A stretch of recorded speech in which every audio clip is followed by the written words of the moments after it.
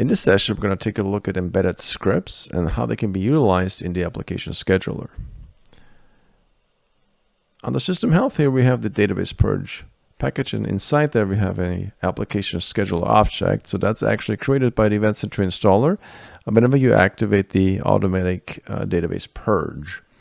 If you look here, you'll notice that the command that's referenced here is not a full path to a script, but instead there's this little @ symbol in front of the script. So we can see that here as well. And if we click on the pull down, we'll see that there is a number of scripts available here that all start with that @ symbol. So what is that and what does that do? So to answer that, let's cancel out of here and let's go to the scripts node here and click on user scripts. And what you'll see here is the autodbpurge.cmd script. And it's an on-demand script, and it's manually triggered. So if you double-click that script, including some details like when the file was last modified, revision, unique identifier, and so forth. So what's the advantage of having an embedded script versus just referencing the script through on the file system?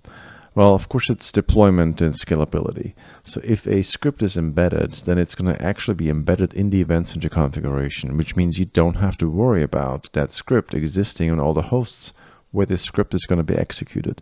So if you have an application schedule that runs on 50, 120, or whatnot servers to do whatever check you wanted to do, and the script that's referenced is embedded, then you never have to worry about copying that script, distributing updates to that script when you make a change and so forth.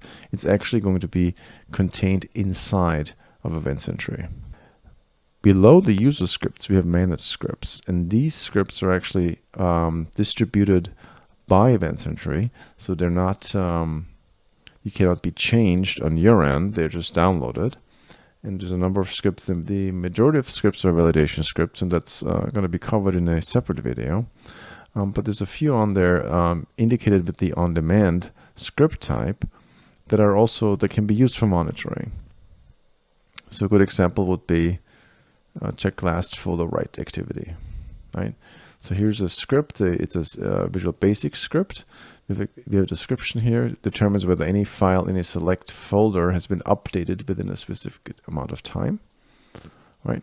So this can be copied over and created as a user script, for example, and then scheduled as part of the application scheduler. So this is pretty convenient, and any script that is marked as on-demand, as either a user or a managed script, can be referenced in the application scheduler and an action as well. So if you have command line actions, then those scripts can be referenced there as well. But they're referenced with the @ symbol, and by just clicking on the pull down menu right here, you can actually see a list of all of these scripts. Process duration is another one. So if you go down here, look for process duration,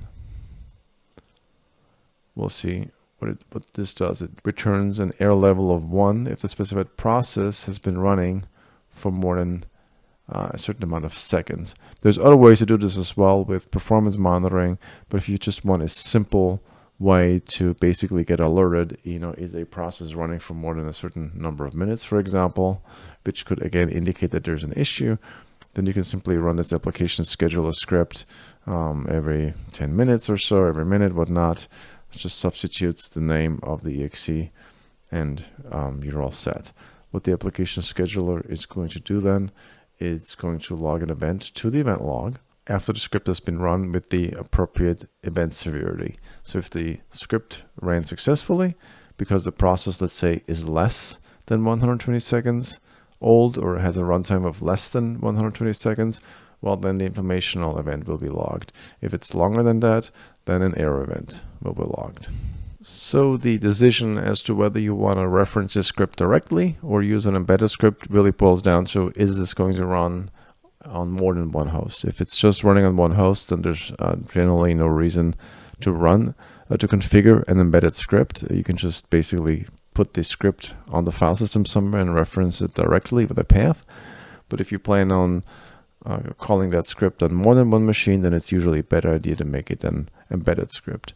And keep in mind, just as is the case with the task scheduler or cron jobs, if you do reference a script file directly, make sure that only authorized people have access to that script, because EventSentry will call that script elevated.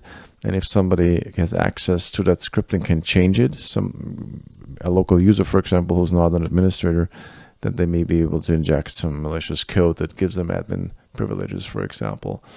That's not a problem with embedded scripts. Those are automatically protected by EventSentry. But if you're calling an external script, then it's very important to make sure that these scripts are only able to be edited by authorized users.